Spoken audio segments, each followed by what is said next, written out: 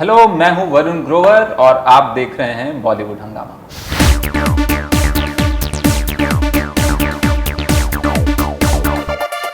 Well, there are some of the interviews that I genuinely wait for and I'm excited about. They may not be having stars that almost everyone wants to see, but these are people that I'm personally interested in talking to, and because I feel that they have a lot of content in them that the world should get to know about their lives as well and what has made them the way they've become. So we have with us Varun Grover. He's a writer, he's a stand-up comic. He's just won a national award for his lyrics for Momo Ke Dhage from Dam Laga Ke Ishq. Varun, wonderful to have you on Bollywood Hungama first of all. So yeah, it's a pleasure to be here. Okay, right. So first of all, your first thoughts on winning national award. I was just listening to the song in the morning. I think Monali has sung it beautifully. It's a very nice song, and Anu Malik, I think he has done exceptionally well as well. Now you're coming from that land, you know. आप बनारस से खुद भी आप हैं, and कहीं ना कहीं एक जो मिट्टी लखनऊ में आप रहे हैं, and you've been in Dehradun as well. Does that help you that you have to bring out the context as far as that entire area is concerned? दो तीन चीज़ों में फ़ायदा होता है मुझे। एक तो खास है कि भाषा साफ है, हिंदी साफ है। लखनऊ में खड़ी बोली जो बोली जाती है वो मुझे वो सीखने की मेहनत नहीं करनी पड़ती या सोचना भी नहीं पड़ता वो बोलते हुए लिखते हुए कि ये सही है गलत है। बिल्कुल। एक शब्दकोश मेरा थोड़ा बड़ा है उसके मुकाबले शायद जो हमेशा बॉम्बे में रहा होगा, मुझे ऐसा लगता है। दूसरा फ़ायदा ऑफ कोर्स कॉन्टेक्स्ट का है, उस जगह के कॉन्टेक्स्ट का। जैसे कि मसान जो फिल्म मैंने लिखी वो बनारस में सेट थी, या दम लगा के हईशा हरिद्वार में सेट है। तो एक थोड़ा आपको भाषा का कॉन्टेक्स्ट ज़्यादा, भाषा से ज़्यादा लोगों की फीलिंग्स का, उनके अंदाज़े बयां का कॉन्टेक्स्ट ज़्यादा अच्छा मिलता है। तो वो ज़रूर फ़ायदा है इन जगहों से होने का।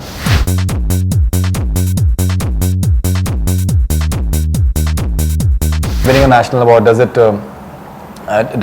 it somewhere just put a stamp of approval for you? Because these are things that are really valued as far as India.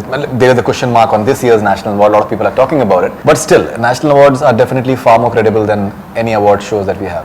Yes, they are in a way, because at least आप किसी पान मसाले के brand के सामने खड़े होकर आप अवार्ड नहीं ले रहे होते हैं। आप जो कि हिंदुस्तान के जो सिंबल्स हैं और राष्ट्रपति हैं उनके हाथ से आप अवार्ड ले रहे हैं, तो डेफिनेटली ज़्यादा क्रेडिबिलिटी है। बट मेरे दिमाग में awards really don't matter much, जो क्योंकि मुझे लगता है अवार्ड्स की वैल्यू ठीक है आज है और मेरे लिए है सिर्फ कॉमर्शियली, इस तरह से कि हाँ कुछ लोग हैं जो शायद मुझे ज़्यादा सीरियसली लेंगे, या कुछ जगह हैं जहाँ पे मैं बोल सकता हूँ कि ये मैंने लिखा था और ये अवार्ड जीता है, तो आप मुझे ये मत कहिए कि ये शब्द इस्तेमाल नहीं करने हैं, क्योंकि मैंने अपने मन के शब्द इस्तेमाल किए हैं और तब ये अवार्ड मिला है। और सिर्फ नेशनल अवार्ड नहीं, जो बाकी जो पॉपुलर अवार्ड्स भी हैं, तो it's like you can show कि आपने अब तक जो किया था वो सही किया था और उस रास्ते पे आगे चलना है। लेकिन उसके अलावा अवार्ड की कोई वैल्यू मुझे नहीं लगती है, क्योंकि 2 हफ्ते बाद या 2 महीने बाद तो सब भूल जाएंगे कि किसको अवार्ड मिला था और किसको नहीं मिला था। आप मुझसे पूछिए मेरे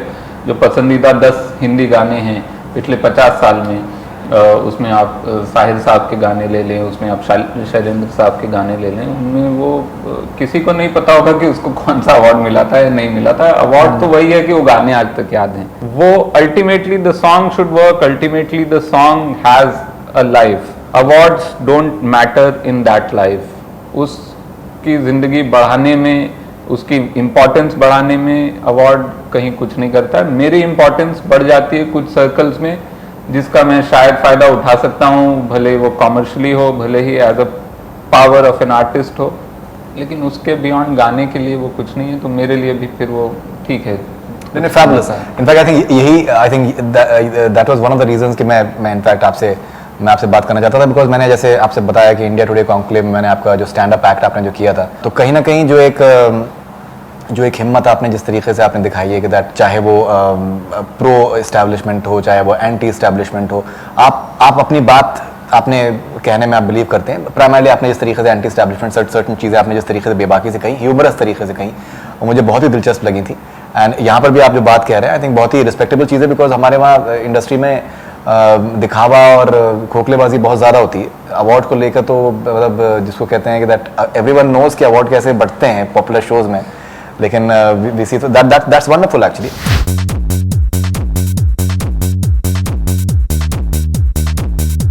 अगर आपके काम की बात करें तो आई थिंक आप इवन जब आप इंजीनियरिंग कर रहे थे BHU से, तो आप प्लेज लिखते थे मेरे ख्याल से, and that was something that was passionate. आपने पूना में आई थिंक आपने you are working in G software में काम किया है जी पूना में।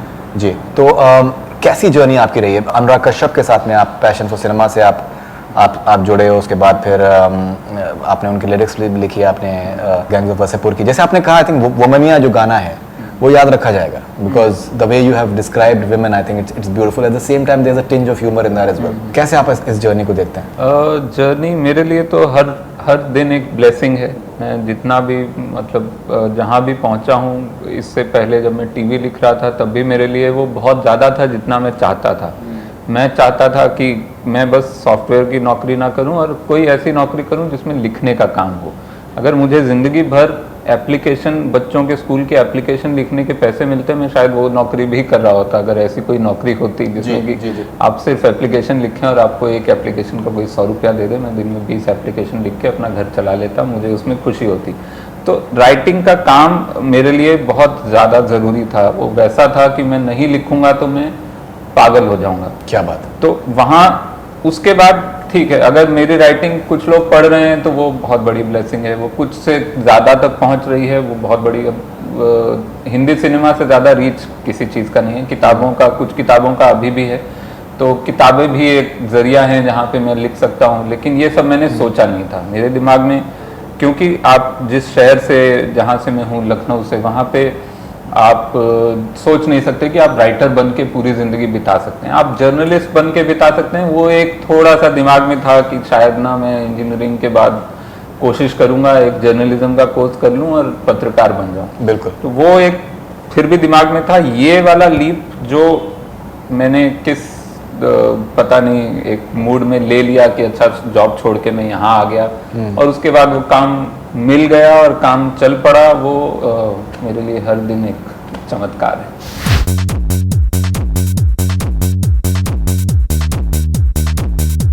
आप खासा इनफैक्ट जो आपका विट है वो बहुत इंटरेस्टिंग होता है। आपका Twitter bio is that all the worlds of Mahesh Bhatt film, we are but avatar gills in it. ना अगर किसी ने महेश भट्ट साहब की फिल्मोग्राफी फॉलो करी है तो अवतार गिल उनकी रेगुलरली उनकी फिल्मों में होते हैं as a supporting cast. But why do say this? मेरे हिसाब से एक तो कि खुद को आप बहुत सीरियसली न लें, लेकिन फिर भी आप चोजन वन तो हैं। महेश भट्ट साहब का कोई तो रिश्ता है अवतार गिल से, इतना प्यार का रिश्ता है कि हर फिल्म में वो कहीं ना कहीं किसी न किसी रोल में दिख जाते हैं।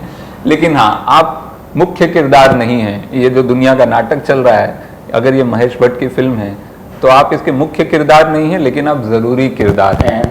सभी हैं। हाँ, that's wonderful.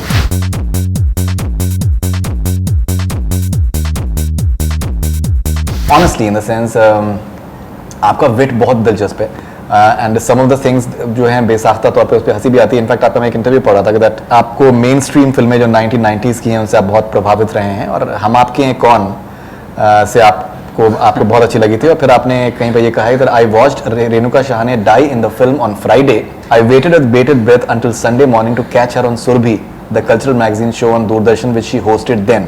When I finally saw her alive, I had tears in my eyes. You know, ये सच है, ये एकदम सच है। मैं लेकिन पढ़ने में जो है it's very funny actually.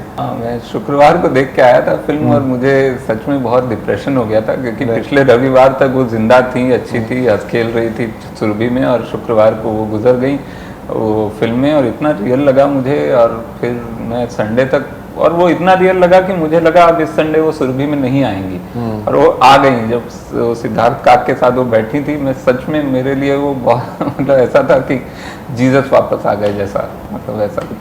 Okay, as Rakhi Sawant, who's in vogue today, is Jesus.